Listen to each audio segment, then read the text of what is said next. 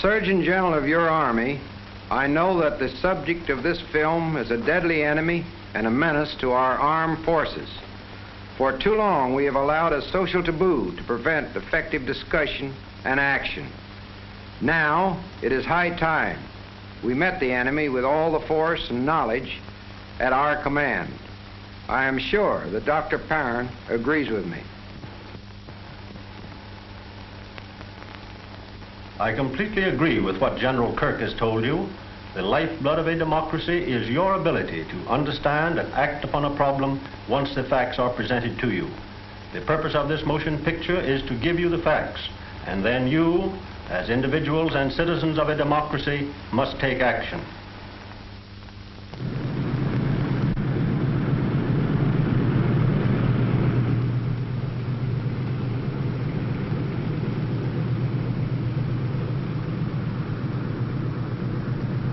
What goes on? You figured you needed a rest? How come you're not loading up? Take a look at that lineup. You don't see Babyface out there, do you? Gee, that's right. Everybody's on hand but your crate. Babyface is no crate. She can fly rings around your Danny boy with one wing tied behind her back. She's got a figure like Betty Grable and guns like... Big talk, brother. If she's such a killer, why isn't she making the big hop? Babyface would be leading the pack. She's in top shape. We worked on her all night. Oh, we gave her a manicure and a permanent. Gee, she looked beautiful. And then this morning, the pilot was yanked on us. Are you kidding? Captain Hubbard? He has more hours than anybody in the squad. Oh, sure, he's terrific, but he got sick or something. Say, he picked up some germ. And you know how a bomber crew works. They work together like a football team. They're taking weeks to train another pilot to us. What a break. And after all the work you boys did to get her ready for action. And this is it, too. We're headed for the real hot spots. Yeah, don't we know it? Well, so long. We'll send you a card from a nice Tokyo hotel. Arrive safely. Wish Tojo were here. Yeah, we'll see you somewhere. Chongqing, Algiers, Siberia. Maybe even Berchtesgaden. So long, fellas.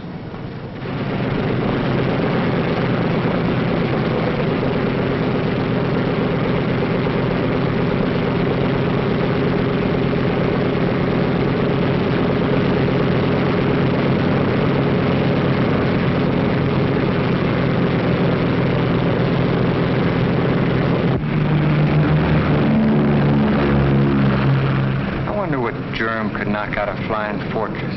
Best fighter planes in the world couldn't do it.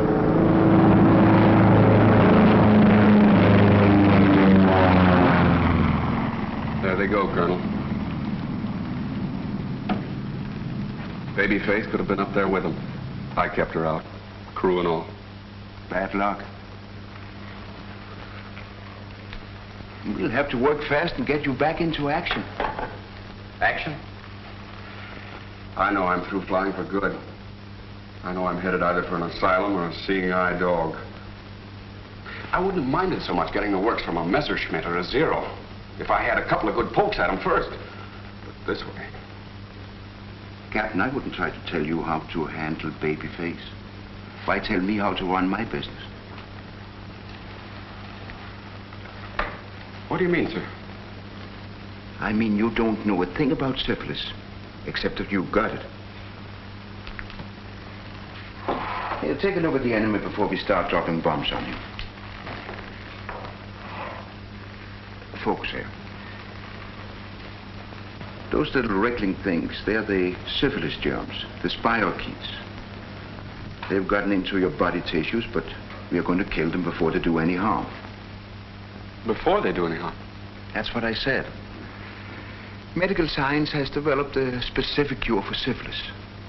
Anytime we can find them early, we can cure it. And the earlier we find it, the quicker we cure it. And we'll quote your case right at the start. But I've always heard... From who? The kid next door, the patent medicine salesman? Surely not from anyone who knew what he was talking about. Colonel, give me the works. I've got to get back to that big plane. When do we start treatment? You're starting now.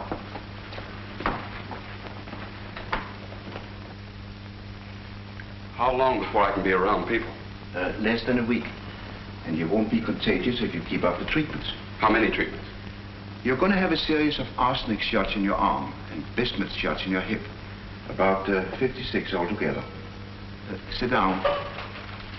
Roll up your left sleeve.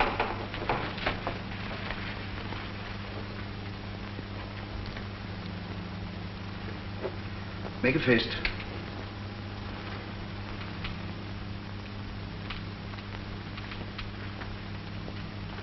I've heard all about this stuff. Burns like liquid fire, doesn't it? Well, does it? I don't feel anything yet, but what about later? And you won't feel it. It's painless. The whole treatment is painless. It won't even keep you from working. Once you're non-infectious, you can go about your business and do anything you like. Look, Colonel, when a pilot's grounded, it's like losing his license to breathe. But, well, you've renewed my license, and I want to thank you. It's all right, Captain. Be sure to keep up the treatments. Don't miss a single one. Just because the symptoms disappear, don't think the disease is gone. Working together will clear every spirochete out of your body. Colonel, you're in command, and orders are orders. Just one more thing, Captain. Yes, sir? Name the first zero after me. You're on the beam, sir. Do you want the facts? Well, the first question is the extent of syphilis in America. We'll measure the numbers.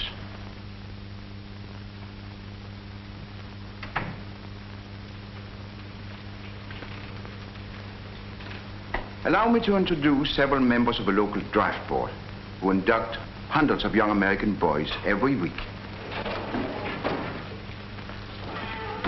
May I introduce Mr. Thompson? How do you do? Mr. Griffith? Good morning. And Mr. Harrison. How do you do? Tell them what you learned, Mr. Harrison. A couple of years ago, I would have been embarrassed if anyone had mentioned syphilis in my presence.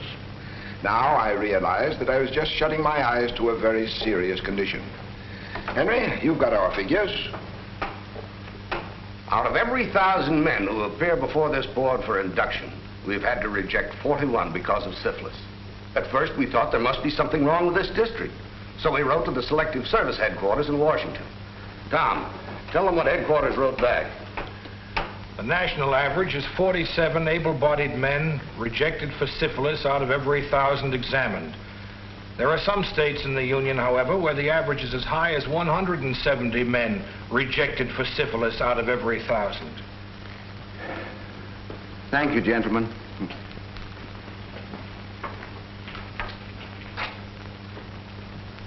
Staggering, isn't it?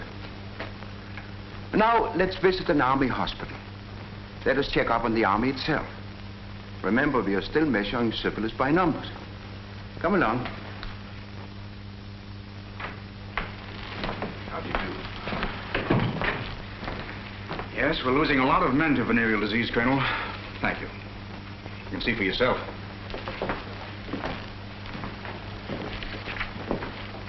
Every time there's a war, the venereal disease rate takes a jump. It's bad enough in peacetime, but now it's like a forest fire.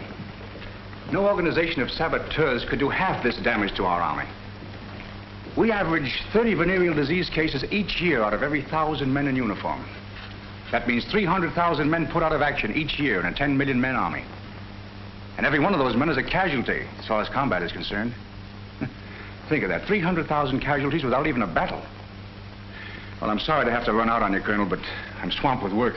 Thank you, Major. Goodbye. Goodbye.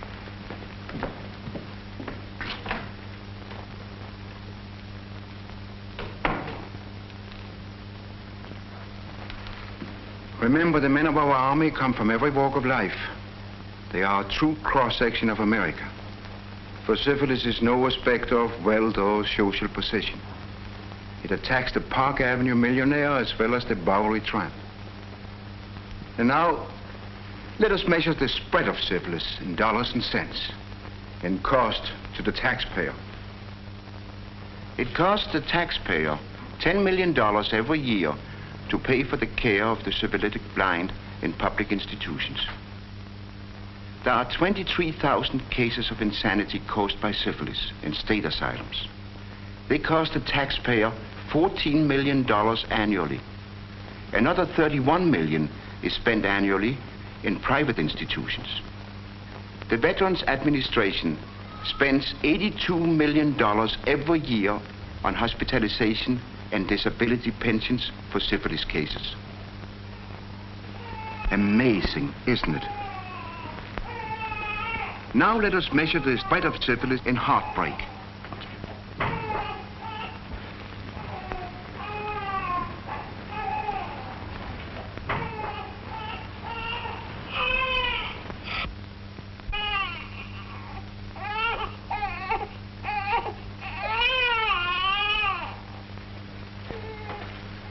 Don't worry. These children are normal, healthy babies. They have a good, happy life ahead of them. They're the lucky ones. You wouldn't want to see the other side of the picture.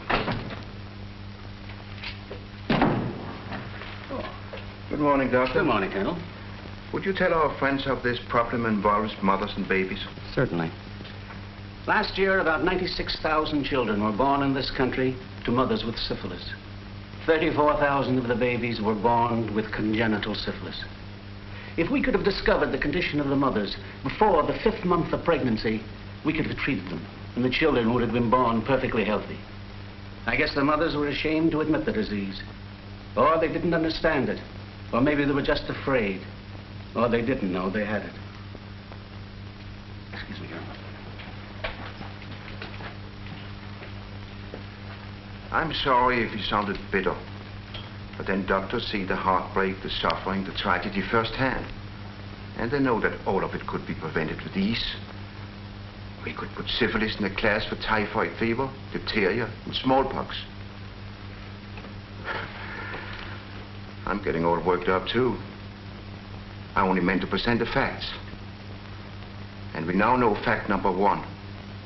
Syphilis has spread all over America to a staggering extent. Let's go back to my office.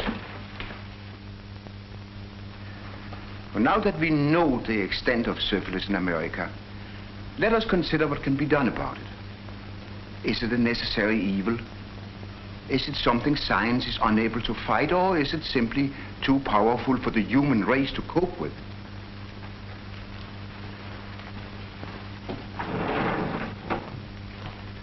I was born in Denmark. Some years ago, I went back for a visit. I was amazed at their progress in the field of venereal disease, and I took some home movies.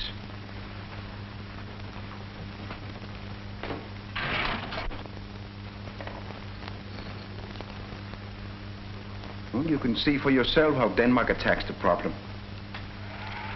There is one of the big community clinics in Copenhagen, Denmark. There's a young couple entering the clinic together for blood tests before getting married. There's no shame attached, no questions of secrecy. When Danes or Swedes or Norwegians hear that syphilis is a naughty word in America, they laugh. They wonder what's wrong with us, because in their countries, syphilis is looked upon the same as any other sickness or disease. This is the inside of a Copenhagen clinic. People get regular blood tests, and so the health departments can keep a close check on any spreading of the disease. Thus, the disease is caught and treated immediately. And the chain of infections, so disastrous to us, is broken at the source. Well, that isn't censorship or shame cutting that patient's head off as he gets a shot of arsenic. It's just my bad movie shooting. For in Copenhagen, it's no crime to have syphilis. It's only a crime not to take treatment for syphilis. For then you endanger everyone with whom you come in contact. They don't sneak down back alleys. They don't hide the disease. They don't whisper about it back of their hands. No, they face the problem openly and honestly. Well, the question is, does their system work any better? Does bringing the discussion of syphilis into the open accomplish anything?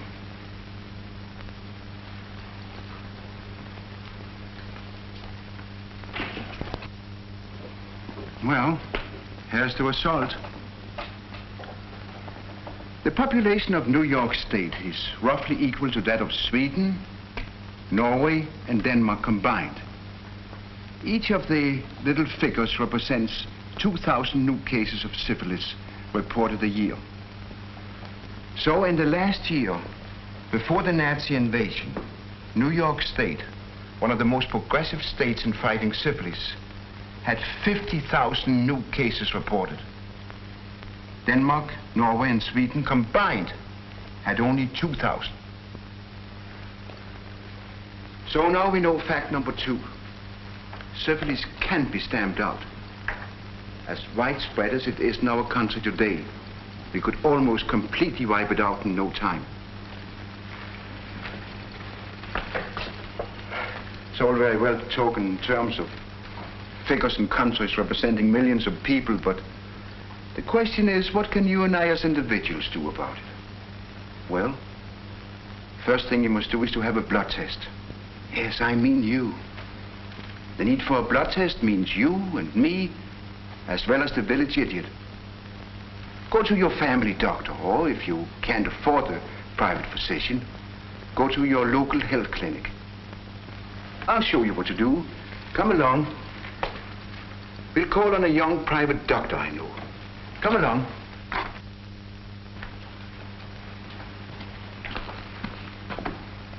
Here we are. Won't you come in?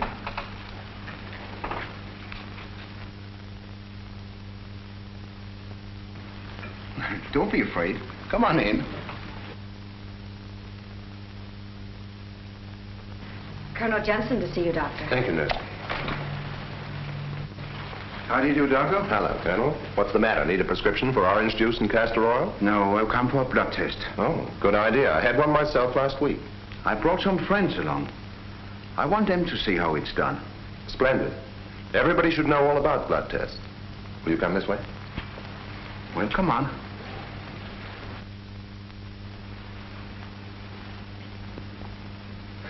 There's no more pain than a slight pinprick. The doctor draws off only about a spoonful of blood.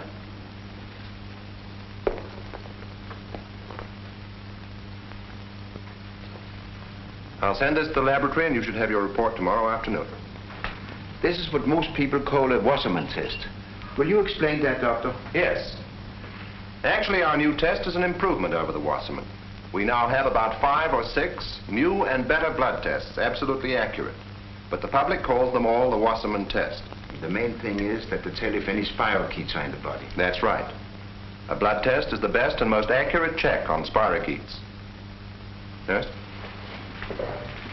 Well, you see, that's all there is to it. And yet, think of the millions of dollars, the thousands of tragedies, the millions of wrecked lives, which could be saved with so little effort. Thank you. Goodbye, Doctor.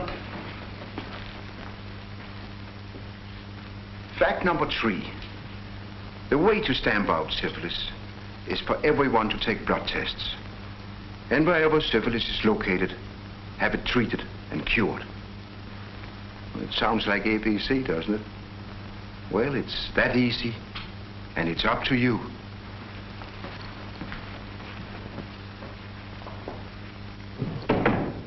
I don't know about you, but I hate the idea of the Swedes, Norwegians, and Danes thinking we're a bunch of superstitious idiots.